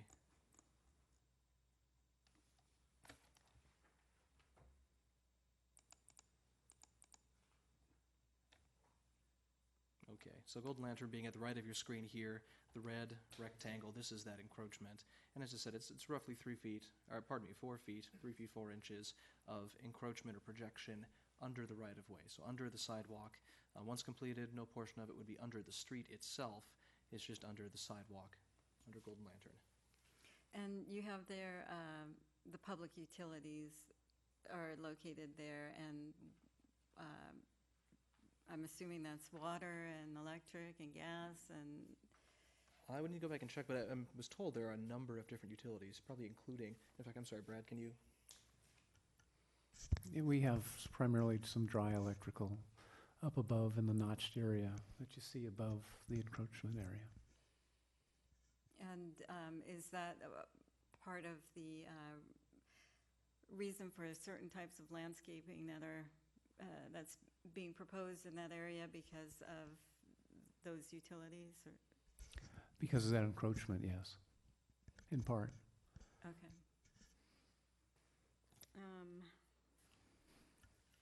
Now, Mr. Price had mentioned that there were palms and planters on the Golden Lantern side, but with the bus stop, are those going to be probably removed because they need, OCTA actually has certain requirements for their bus stops? Yeah, and the ultimate location of the bus stop, I think, is still a little bit up in the air, and they would not allow any hindrances for the bus. So depending on the final location of the bus stop, there'll have to be adjustments on where all that landscaping occurs. And I'm assuming they also need to see people, have a visual visibility to see if someone's waiting at the bus stop, and so that pretty much dictates what kind of landscaping they might need in that area. I think we've got the palms listed there, so you can see around those. A lot of bus stops have shelters that you can't see, as well. So it's not. I don't think any is more severe. We don't expect to have a shelter there at that point. But the trees may shift one way or another. Our intent is to keep the trees along the front there to the maximum extent possible. But when we do the final location of the bus stop with OCTA, we'll work on, and that's part of the reason that the proposal was to put the trees in planters. We do have a landscape architect who has recommended what is proposed from the city side, verifying what the applicant has proposed. So there must be a difference of opinion between the landscape architect that was used and the one who came to speak in front of you today. But there are other options to put in there too, that give you some greenery that should work in planters there in front. I'm kind of jumping back to this encroachment in the parking structure. Without that encroachment, what would happen to the number of parking spots that would be available? Would that whole row be eliminated, or row on 3 levels? If you can pull it up, Evan, I believe the width there is about 60 feet, and your problem is if you can see that the site isn't exactly square, so it's problematic to be able to take that slice away. We actually investigated with the adjacent property owner on the west side to see whether the encroachment could be handled on the west side, and the west side property owner denied that after we worked with the applicant and the property owner to discuss that. So I think you can see from the drawing why the slight encroachment helps the site. If you couldn't do that, your problem is then you need to figure out a way for those, 7 or so parking spaces. Do you dig further down than the 3 stories at this point to make it work? And to add, I'm told 22 parking spaces would be lost without that encroachment into the right-of-way. And this isn't the first time the Planning Commission has approved encroachments like this. I'll add that especially in urban situations, encroaching and allowing garages and even basements to encroach under sidewalks is really fairly common. I mean, of course, if you've been in much more urban cities, you realize often deliveries or even elevators in the sidewalk that allow deliveries into the buildings actually occur under the sidewalks too. So it's not an uncommon condition. And we do have a plan to allow for bicycle and pedestrian traffic to stay on Golden Lantern during construction, along with vehicular traffic there, even with the shoring that will be used here. And we have quite a bit of experience with, shoring in the city. Interestingly, a lot of it's over at Headlands. these days with basements and things. So pretty standard to do shoring plans that allow this kind of work. The residential parking levels, are they going to be, will there be an arm type access, or?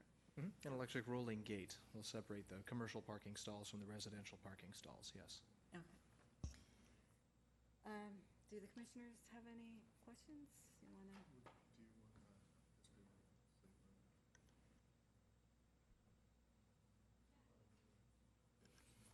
Questions or comments, whatever you want. I'll try and be quick.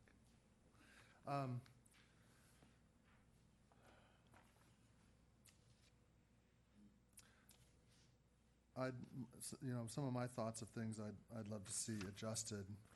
On the metal components, I just want to emphasize how corrosive our salt air is. I'm constantly amazed at how quickly stuff corrodes at my house. So with the metal components on the building, I'd love them to be as, and you mentioned aluminum or stainless, powder coated. That's great. I don't want anything highly corrosive because it's going to look shoddy quickly, and I'm sure that the developer doesn't want that as well. So I want to encourage them to be as aware of that as possible and take that into account. I guess maybe I missed it. I'm still unclear on when the final map needs to be recorded. Did we decide that was prior to building permit? I believe I indicated that was prior to the grading permit.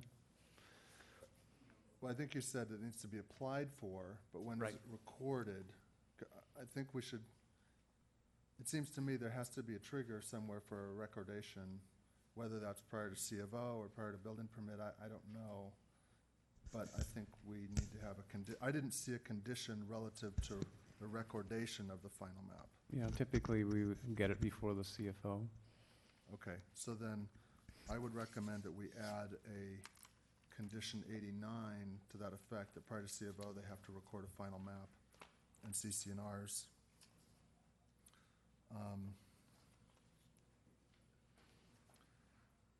Did you have, Brad, did you have a chance to look at that number 36 prior to and? Yes, we'd replace the word proceeding with following. Okay. Yeah, I think that makes more sense. So I would be supportive of that language.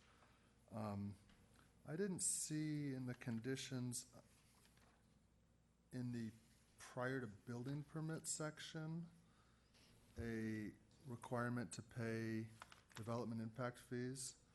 So I would propose to add a condition, if that's the appropriate spot, kind of a condition 75A, or renumbering relative to paying development impact fees.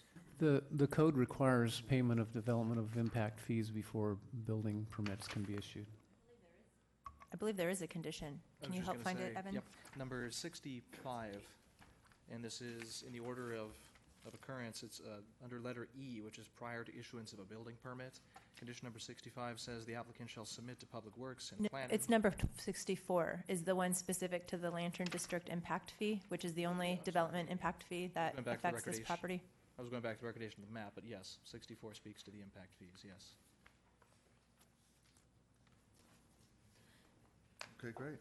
And may I just interrupt relative to recording the map? Mm-hmm. Two things. One, the building department will not issue a building permit until the map's recorded, because they won't allow construction over property lines. Okay. Two, we do have a condition on the 65 that states that the copy of their final recorded map Okay, perfect. has to be provided prior to issuance of a building permit. See, I'm just showing my ignorance up here. That's okay. They gave me a microphone to do it. We've so.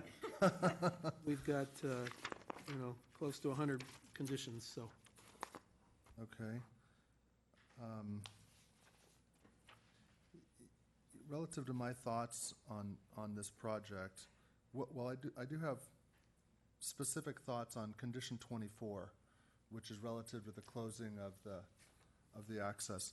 Personally, and I'd love to see where my fellow commissioners stand on this. personally, it seems kind of arbitrary the way it's worded in that it's subject to what the next door neighbor guy does, which may or may not be the right trigger. I mean, if he's the next guy, but we still got vacant lots all up and down the street, it might not really be important to close that access. So, I mean, I'm really glad that staff better defined, what constitutes a redevelopment, but I'd like to give the developer a little bit of certainty, like say, okay, the longer of 5-year minimum, or the neighbor next door redeveloping, or the ultimate build out, because I mean, that guy might show up next week and apply for something, and these guys have, I'd love to see this building get built, quite frankly. I mean, it's beautiful. It's kind of the vision of the town center plan, and the more certainty that we can give the developer without, putting his timing in his neighbor's hands is I think a little bit awkward. But again, I'm curious to see how my fellow commissioners feel about that. That being said, I think this is a great project, and it's beautiful, and it implements, the vision of the town center. It meets the heights, it meets the setbacks. Yes, I heard Mr. Price about the setbacks. I think that the staff did a really, really good and creative job to look at the total volume of space in front of and behind the setback lines, and nice articulation on the buildings and so forth. So I feel like it's compliant with the town center, the massing and so forth. I have looked at this extensively, and I referenced the town center plan extensively, and I feel that, based on those things, that it's compliant. I'd also like to point out that the parking meets the current code, not the proposed adjusted parking management plan code that hasn't been approved by the Coastal Commission yet, and I know that was controversial. I think this could be a great jumpstart to the town center and give people a vision of what it can look like. And so many people have worked so hard on developing the plan and so forth. I'd love to see this get built. Relative to the variance, I consider it justified, given that they are not being allowed to take access off of Golden Lantern, even though the town center plan envisions that. There's no alley access. There is San Juan. Yes, I recognize that. I also feel like the proximity of the driveway, and it is an existing driveway, by the way, to Golden Lantern, you're not going to have even if you'd have maybe another 30 feet of continuous storefront on the other side of that driveway. And also, I'd like to point out that the variance is kind of temporary in nature, because there's a vision and a condition for it to go away. So with all that being said, I am supportive of this project. Thank you, Commissioner McCann. Vice Chair. Sure. So I wouldn't mind hearing from the applicant if they so desire relative to this access point. I would agree wholeheartedly with Commissioner McCann relative to this project being a great project. I want to see it get built. I hope Bob Thiel's wrong, and that this does get built, and that the underground parking doesn't pose a problem to the developers.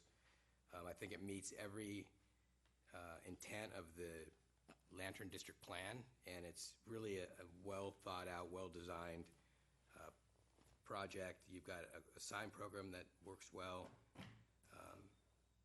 When I looked at this driveway specifically in this variance, I recognize that it's not a perfect solution, but we have certain mechanics here that we're stuck with. And so given that, I'm in full support of it. I think, like Scott said, it meets the intent and the tests required under the plan.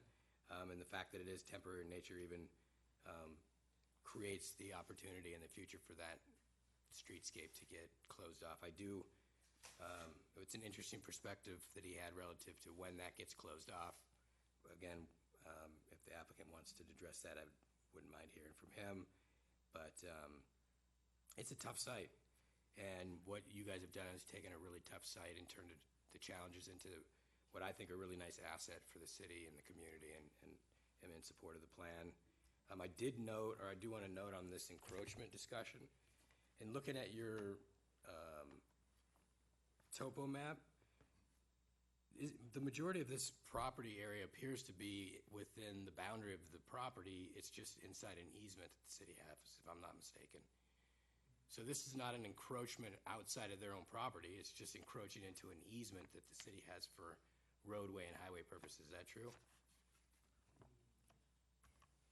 Okay. I just want to make sure that that was clear, because we're not giving somebody rights to build underneath a street that's off-site, off their property. This is their property. Yes. Okay. So that's really those are my comments. Okay. I think we should maybe open up the public hearing and bring the applicant or the architect up and to find out what their thoughts are with the driveway. And maybe I should also ask staff if there was a reason for waiting until the adjacent property built. I mean, that is, okay, go ahead and address that.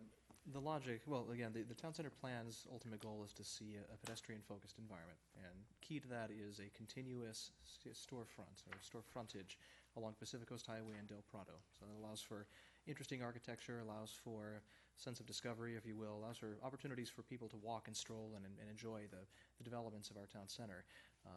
So the logic in tying the closure of this driveway to the development of the adjacent property is that you'll see, with development of next door, you'll see the beginnings of that continuous store frontage. So when you develop the next property, then you can close off this one, you'll have continuous frontage, and hopefully a pattern then that would continue down Pacific Coast Highway. So it's tying it to it because, again, you want to see this pattern begin and to continue down the street. So hence, that's the logic in tying the closure to development of the next door property. Well, I agree with Commissioner McCann that we should offer the applicant some stability as far as, knowing how long they have this temporary use. As Commissioner McCann was saying, I mean, the adjacent neighbor could come in 2 weeks or after they've laid the driveway, poured the concrete, and then what? They've got to rip it out. Would it be detrimental to the city in the short term to put a specific amount of time on it, like 5 years, as Commissioner McCann had mentioned, if the applicant so desires, to give them some kind of stability as far as what kind of access they have to their property? Would that be detrimental to the city if we did that? Ursula, do you want to try that one? Or, I mean, one option is to put at the end of that condition, but no sooner than, and give a time frame. So. Well, I guess I would invite the applicant to come up. We had extensive conversations about this from the very onset of the introduction of this concept. And then as the project was further refined, we discussed this condition. And as far as I was aware, the applicant didn't have any problems with it. I think that, we're trying to balance having a pioneering project come, and for reasons that the commission articulated. At the same time, if you think about any great street to walk along, it's great because it's interesting and it doesn't have a lot of curb cuts. It doesn't have a lot of vacant lots. It doesn't have a lot of surface level parking.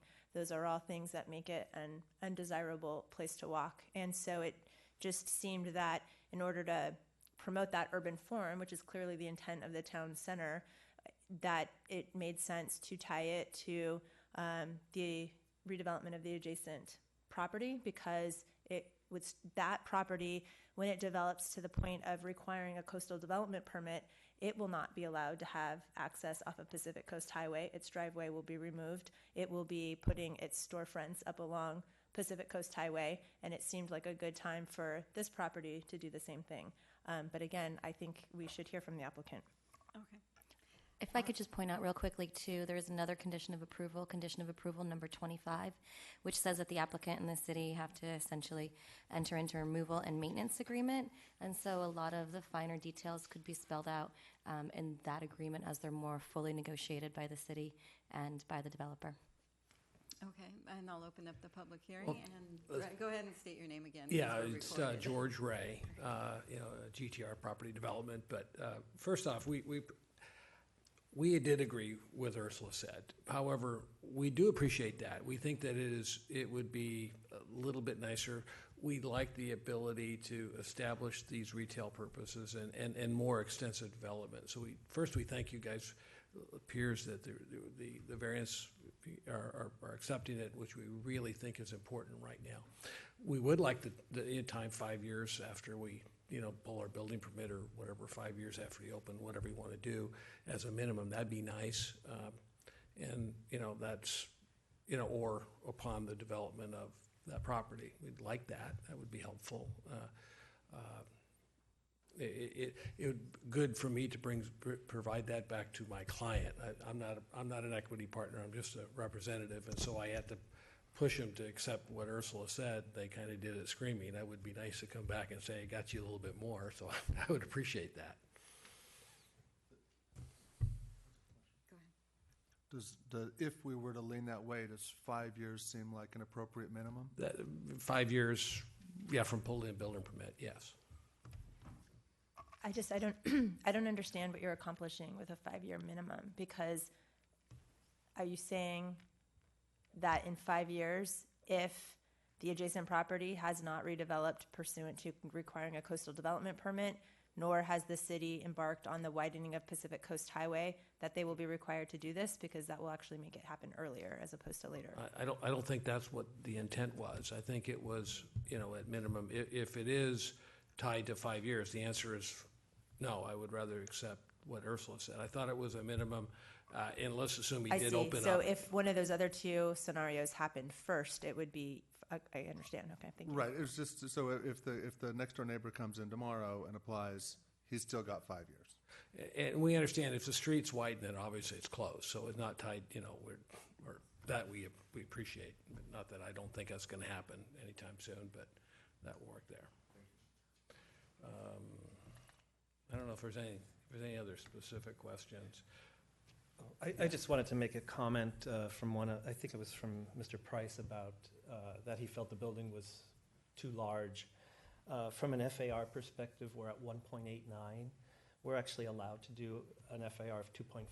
So we could have gone significantly bulkier, but our choice was to scale it down at San Juan and Golden Lantern and to create variety in the building, not to create a monolithic building. So though some may think it's too bulky, we could have gone significantly bigger. Okay, thank you. Thank you. I'll close the public hearing. I think we really need to have some kind of, what I'm trying to do is have a balance, make sure until we actually have a pedestrian-friendly, a lot of customers coming into these retail stores and restaurants. I want to be able to make sure they can get to their parking, or even the existing, places need parking. And I want to make parking as easy as possible for Town Center. And I feel like, we need to give this applicant, in order to get, reasonable housing. Not everybody can buy property in Dana Point or in an oceanfront community. And and these aren't necessarily going to be condos. They're going to be apartments. And I really want to have housing that people can afford to move into Dana Point. These are teachers' salaries, and people that can, and our firefighters, people that need housing that they don't necessarily have to purchase. And I want to, make sure that that's available. And if we have a building like this in our town, it's important. So I'm, trying to think of a way that we can, at least get businesses interested in opening up their business in, coffee shops and restaurants and things and retail, and get these people here. And I think we need to have this driveway, and I would like to try to be able to offer that for a while, I wouldn't want it any more than 5 years. Obviously, if we widen the street, they have to, give up their driveway. But I'm willing to consider what you had proposed, because I'm excited about this property. I think it's very well thought out. It's an attractive building. I like the way, like on the corner, it's that second level is stepped back with a patio, so you don't feel that mass at the corner of PCH and Golden Lantern. I just think it's well thought out. It looks nice. As I said, the articulation of the facade is attractive, and I really didn't want a box there, or or a wedding cake type pagoda. With that, this building really does look nice. The encroachment, I would much rather have parking. And even though it is part of their property, so as long as, so it's not really, we're giving them their own property, so they're within that easement. So I think it's great. It's better to have parking than to take that away from them. Also, I'd like to point out that it is at the end of the block, and that driveway, yes, if once it's, we've got a lot of pedestrians walking up and down that street, it's kind of at the end of the block, that driveway. And I don't think that hopefully, it is our problem in 5 years, but we just need to have something for people to walk to, and right now, there's nothing there. So I say, let them bring people in, let them park, let them dine. That's what we need. So obviously I'm in favor. Commissioner Murphy, did you want to respond? I'm in favor of the project too, basically. I think this project really is our future. It's going to take some time to be built. And, we all have walked around Dana Point, most of us for many years. And I was walking around on Sunday, and it was just this beautiful, crystal clear sky, blue sky, and a crisp wind, and it was warm. And everywhere I walked around the project and the streets that encircle it and then flow out, I'd go by the restaurants, and I'd hear people laughing and talking, and kids playing with dogs, and it makes you very, very proud and very happy, because it's a very eclectic city. You look at all the different restaurants, their facades, and they are the core and the heart, I think, of Dana Point. That said, we do move into the future, and we don't need to stick to the same dynamics. We shouldn't have any thought that all development has to fall into the block of the Cape Cod look, or the beachy, 1960s look. We need to, kind of branch out, and I think this project does that. And again, it is a ways away, but it's exciting, because of that. I do have a couple of questions. How wide are the sidewalks around on Coast Highway? And I'm thinking about in terms of pedestrian travel on Coast Highway and Golden Lantern.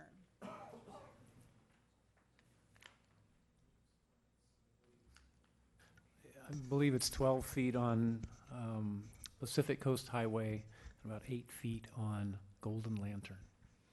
Does that sound right? You have 12 feet on Golden Lantern, as you said, and yes, around 8, yes. There are some places on Golden Lantern where it's a little bit wider, but there's places where it's a little bit narrow. I think it's a minimum of 8 feet. Okay. And that is part of, is what our chairwoman talked about, the unique style of this building and the different locations and the breakouts, and that's a very positive thing. Question for staff: because the CCC has not certified, that's what I'm reading here, correct? The mixed parking standards have been approved by the city. They have not been certified by the CCC. So the California Coastal Commission hasn't considered the local coastal plan amendment that was submitted to them, which would change the parking standards. But this project complies with the code in place today, the existing law today.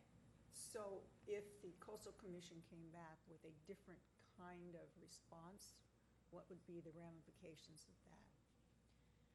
I'm not sure what you mean by a different kind of response, but if the Coastal Commission were to approve that document, is that your question? Or disapprove? Well, if they disapprove it, then the current parking standards stay in place, which what this project is compliant with.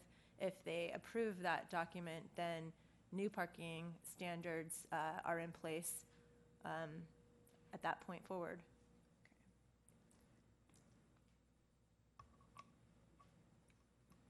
Okay. And would this present any problems to going forward with the project that you can see?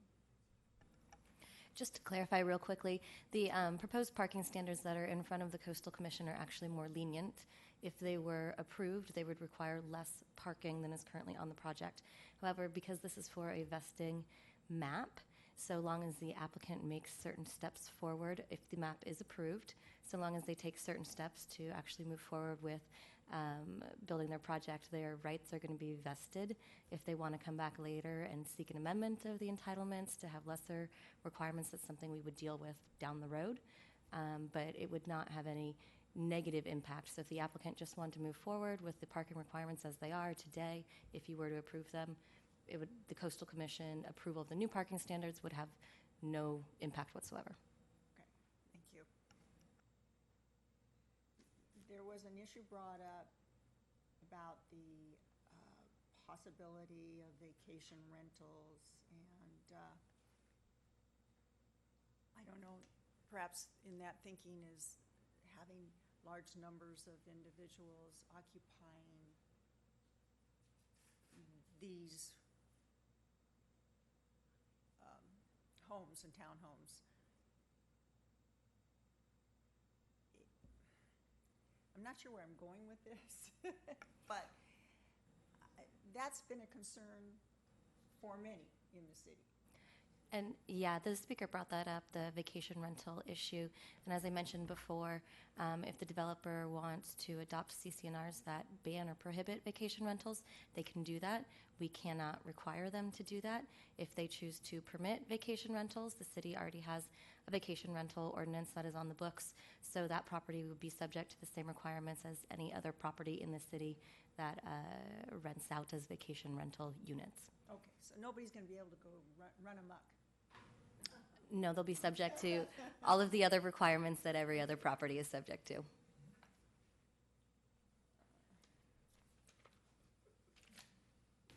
Although they can run amok if they want. But let's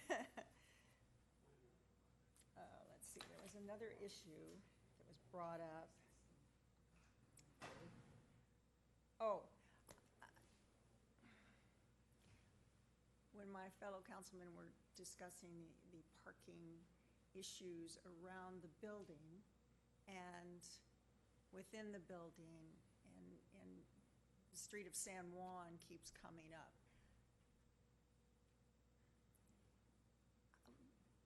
Do we know what the capacity is on San Juan to absorb extra traffic and parking?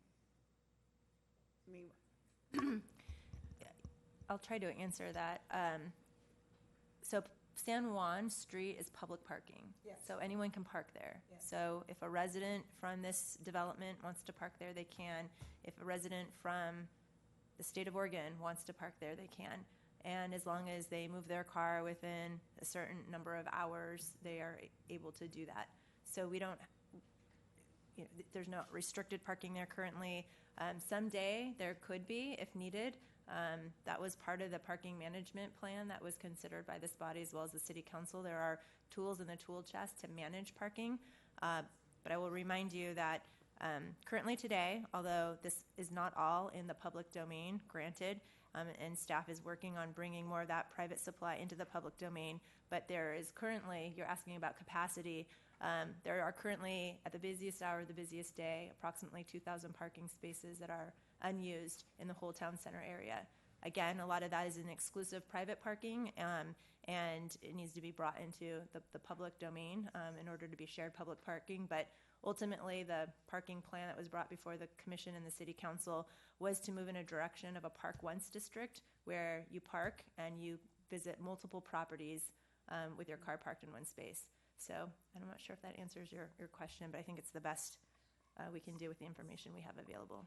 okay, thank you.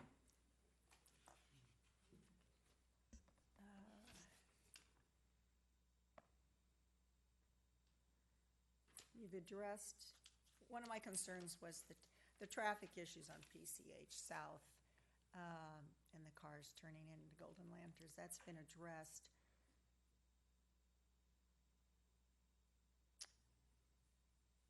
I agree with council that the location seems to be well suited for success for this property.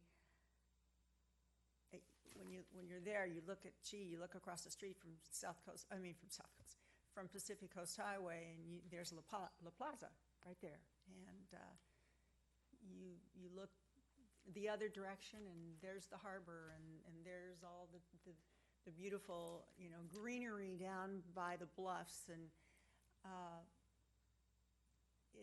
I think it's a stunning location, which really could be a great asset to the city.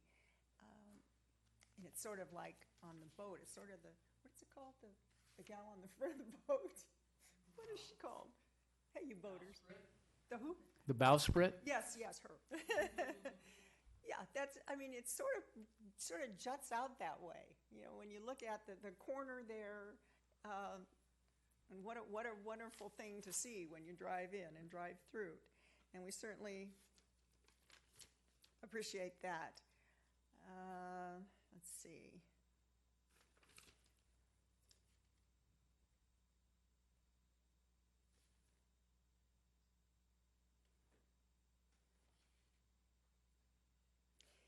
And of course, we all have our own individual ideas about this, but as with any big project like this, I don't really need to say this, but there's compromise. There has to be compromise. Nobody gets everything they want. So I see this as a good compromise, and maybe even more than that. I see it as an excellent compromise in a lot of these areas. And it does, oddly enough, this futuristic look of all of this is exciting. It's new, it's clean, it's different, it's going to stand out, and it's going to be fun.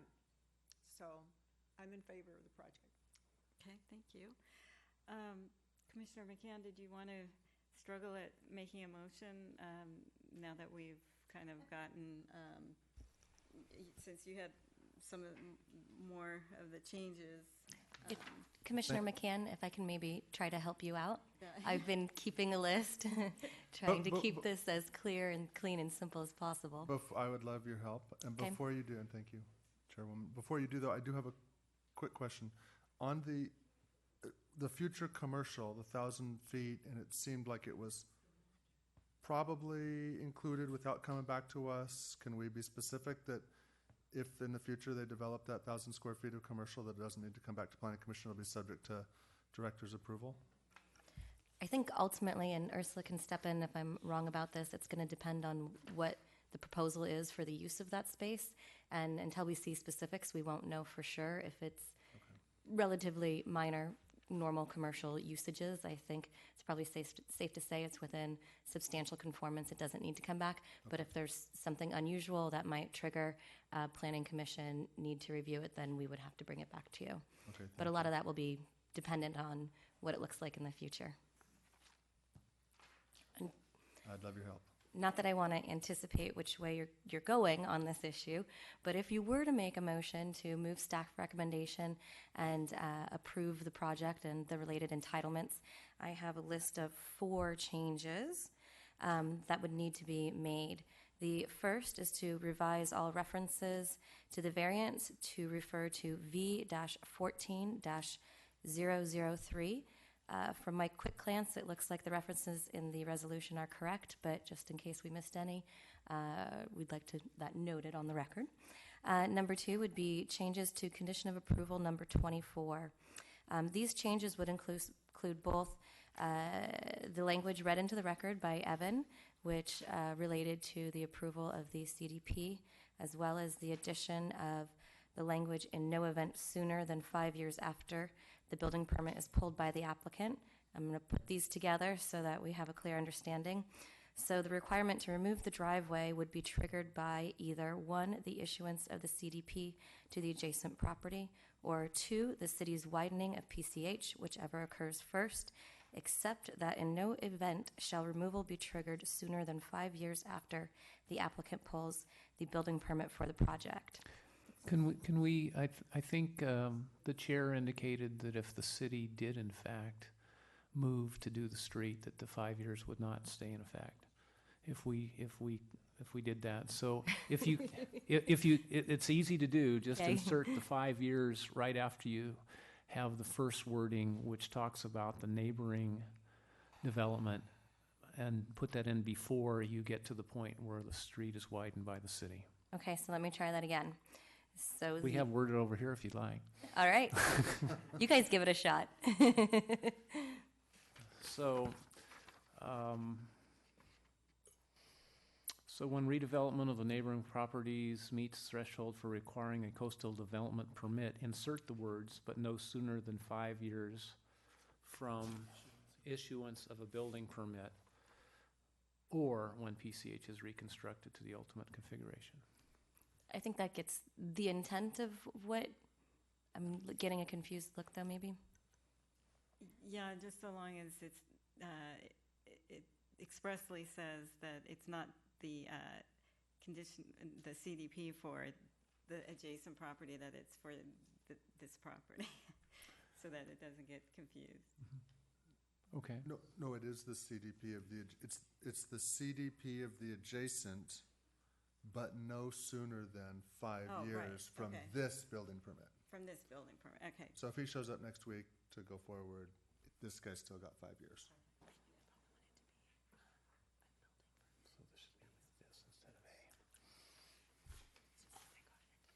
You can just give me 1 minute here to make sure that Ursula concurs.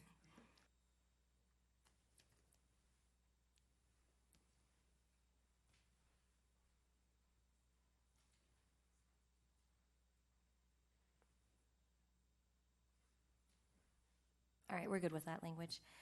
So that would be change number 2. Change number 3 is condition of approval number 36, essentially requiring CCNR amendments to be approved by the city either before or following the recordation of the final map.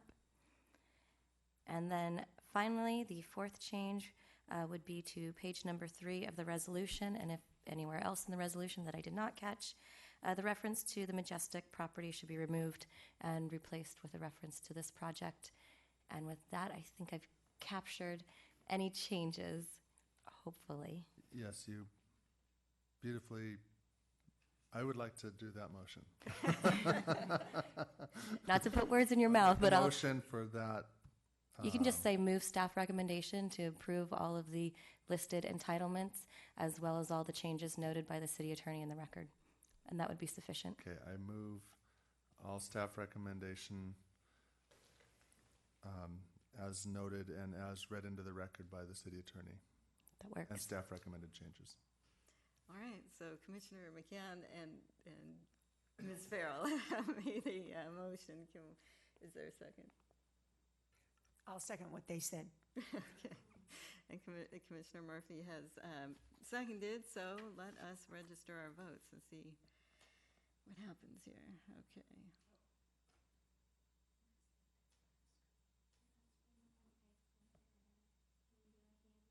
Oh, okay. All those in favor, please raise your hands. And seeing no opposed, that motion passes 4-0. All right. Good luck. Next is old business, and there is no old business. New business, there's no new business, so we'll move on to staff reports. I have none this evening. Thank you. Oh, okay. Go ahead. Commissioner McCann. Applicants, thank you very much for bringing this project forward, and we look forward to seeing it built. Commissioner comments? Anybody have anything? Vice Chair. Well, I'm looking forward to attending the Planning Commissioners Conference next week.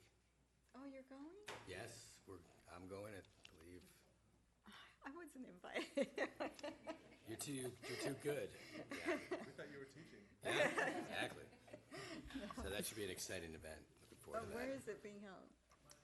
It's in San Ramon, and I apologize. I made it all to the new commissioners, the That's invitation. I've actually been to 2 of them, and they are fantastic, and you guys will have a great time. I mean, I always walk away, learning stuff I didn't know was possible. But so that's great.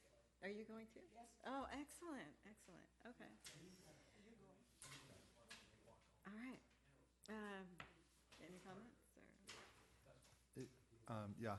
Well, first of all, hopefully, if you want to go, you could go, and Oh, that I would be know. great. We would love that. That's okay. I just want to say I think this, the project that we talked about tonight in detail is a great project, and I'm very proud to vote yay on it. And I appreciate the support of my fellow commissioners on some of my nuances. I appreciate that very much. But I got to commend staff because I think they probably worked tirelessly with the applicant to, as Eric said, fit on a very tough site what they did. And there's a lot of nuance, and you look at the parking and everything is just, everything is tight. But I think staff did a great job interpreting the town center plan on a site that was tough and come out with visually is a fantastic project. So I hope they, turn dirt as soon as possible. Thank you. I will agree with that. As we all know in life, when you have a lot of different opinions, and you have an issue or a problem, you have a lot of different issues and different opinions, you're going to get a lot of good arguments on all sides. It's not like whether, the sky's blue or black. It's so to try to meld all of those good arguments together and come up with the flower at the end is not easy. And this project, I can tell the staff has been melding and melding and melding for a long time and working with the architect and the owner, and that's great. We appreciate that. I agree because, you're building parking for Dana Point, and the city, I'm sure, appreciates that, and hopefully, it is economically feasible for you, and you move forward. And So best of luck. And thank you to the staff also for working very hard and bringing this forward. And I know there were some complaints that, the information wasn't given out, but it's because you were trying to make it the best it could be and not shortchange anyone. So even though we didn't get our packets right away either, but I'd rather have a good project come before us. So I appreciate all the work you've done. If I may take the opportunity, thank you for your kind comments to staff and everyone. Did a great job. Evan, thank you for your work on this. But I did want to say that Studio 111 was a fantastic firm to work with in terms of they brought a great project initially. We did work with them, but they've been a pleasure to work with. So I wanted to say that. Thank you. Good. All right, so let's move on to adjournment. The next regular meeting of the Planning Commission will be held on Monday, March 14th, 2016, beginning at 6 p.m. or as soon thereafter in the City Council chamber located at 33282 Golden Lantern, Suite 210 in beautiful Dana Point, California. Thank you. Have a good evening. Thank you.